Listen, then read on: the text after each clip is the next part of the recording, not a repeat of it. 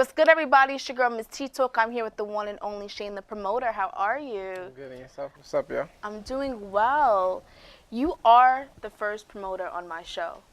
So you're like episode, what, like 75? Like, we're in the 70s now, and we finally have a promoter.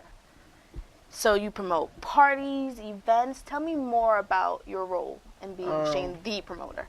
I promote parties, I promote brands. I work for World Star Hip Hop also. I wouldn't just consider myself just a promoter. I would consider myself a public figure that uses promotion also. Okay. Yeah. That's important that you said that. Yeah. A public figure that uses promotion. So you work with different brands. Correct. What has been your biggest brand that you work with? World Star Hip Hop. World Star Hip Hop. World Star Hip Hop is. I can't believe that how it remains still big. You know, I remember a couple of years ago when everything used to break on World Star Hip Hop. This is like our urban TMZ. You know, back then, and that was still relevant. Correct. And how is it working with World Star Hip Hop? Pretty good. It's just it helps me help other people that are trying to get on a bigger platform or to get noticed or basically just to get themselves out there. And World Star is a great website for exposure for that. It is. It's such a great website for that. Right. Even artists have blown up because of World Star. Yes, because of World Star Hip Hop. That has been a platform for them to blow up. And I know like now you see like the comedians, the people that were on Vine now, you know, they're on that. They have made couple of turns now on World Star Hip Hop. Right. And that's, you know, I look at that all the time. I'm like, oh, what's going on here? What's going on there? And you also do parties. Correct. How does that work out? The parties. It's crazy. I don't know.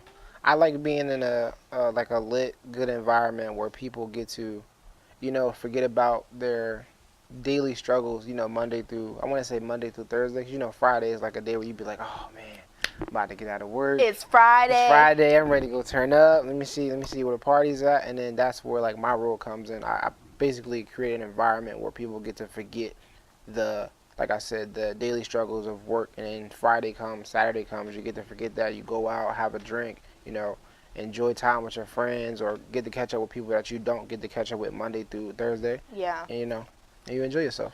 I love that.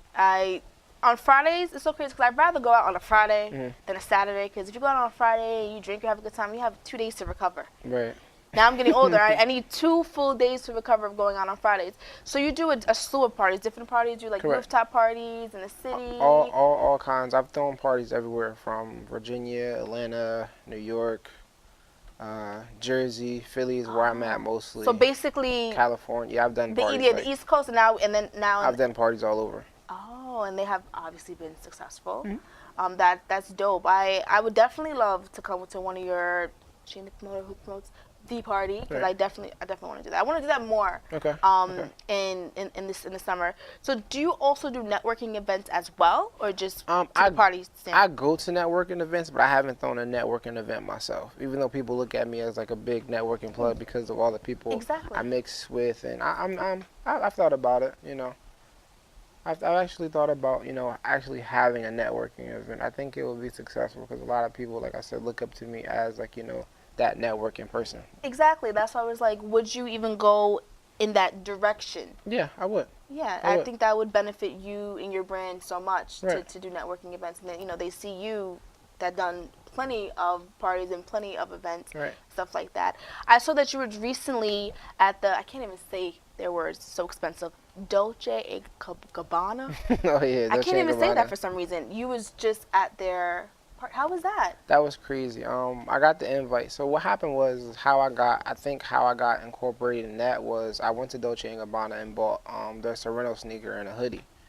And I ended up talking with the lady and letting her know what I do.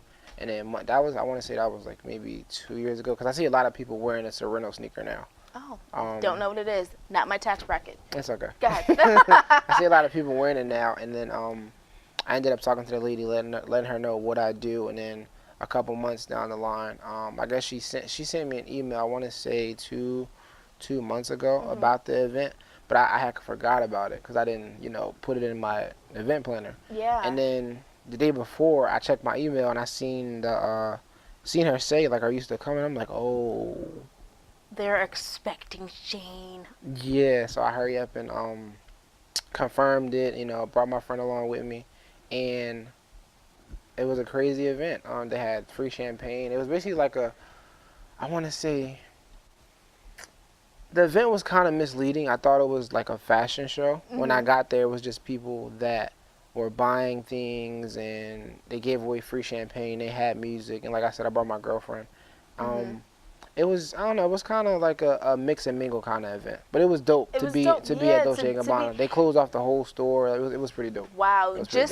And that's crazy how you've went to that event just by talking and being yourself and saying, oh, this is who I am, and then you're invited to one of their events, which was monumental. I was like, oh, look at this, you know, and I saw like they had like the photo booths there. Yeah. It was so professional and so well done. So for you to be in that presence was probably such an amazing experience, Yeah, right? And how long have you been with this role, promoting things, stuff like that? Well, I'm 25 now. I've been doing it since I was 14 or 15, so. No. Yeah, pretty long time.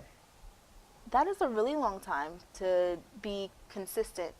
But I think that shows that it takes a while for you to perfect your craft. Nothing comes overnight at all. Exactly, and I'm gonna definitely, I want to express that. Right. Consistency is key into what you have to do. So it took you what, 9 years? You're still doing this. Yeah.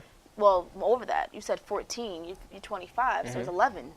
My math was wrong. 11 years. That's a really long time. It takes a long time for you to perfect your craft, and people don't see that because they see, you know, on social media, they just see like the highlights of your life. They don't see the bad parties or the bad networking events or the bad interviews that you've done. And does that happen to you? Like, have you ever had a bad party? Yeah, I've had a couple of bad parties. Whoa, how is that experience? We talk about all the good, now let's get nitty gritty. Yeah, I mean, I'm an honest person. I've had a couple events where I thought it would be a bigger number of people, and it ended up not being the amount. And some events I ended up coming out of pocket because I have a dope security team that I always have around me. I ended up having to pay them and the DJ and the hookah people and this person and that person. I ended up walking home with no money. Wow. Yeah, a couple times. Oh my gosh. I was just watching a doc about that. Like, you know, like promoting parties and how it can go really wrong, bad and wrong, because contracts are a big thing. Yeah. Huge thing. And putting your you have to put your money also into this. It's like an investment each venue or each party, and you have to hit like a certain amount of numbers. That's the hard part about your job. And do you think people kind of understand that? Like sometimes about I don't really think so. I would look at not only just myself but promoters period as like in the realm of the celebrities and public figures, because we bring out people also, just not in the masses of a celebrity. Yeah. But just around about, you know what I mean? Yeah. And that must be difficult. That's why I'm just like promoting and putting something together and having the right people here. Here, this person. Do you deal with budgeting as well? Yeah, I have to. You have to think about that. So let's say if the venue is 1,500, security is 1,000. Let's say I get 10 security guards. The DJ is 250. You have to put all that into a plan so you can know how much you have to make just to make the bare minimum to pay everybody, and just so you know what you'll have extra from that. Like, okay, so after I pay everybody, what will I have left after putting out all this money? And do you look for sponsors as well, or is that somebody else does that? When it comes out to sponsors, do you? I have a lot of people that try to invest into me, but I like to do it myself, because when you put other people into it, you put other money into it. If it doesn't go right, then it's like, now what? I think now I'll be 25 soon.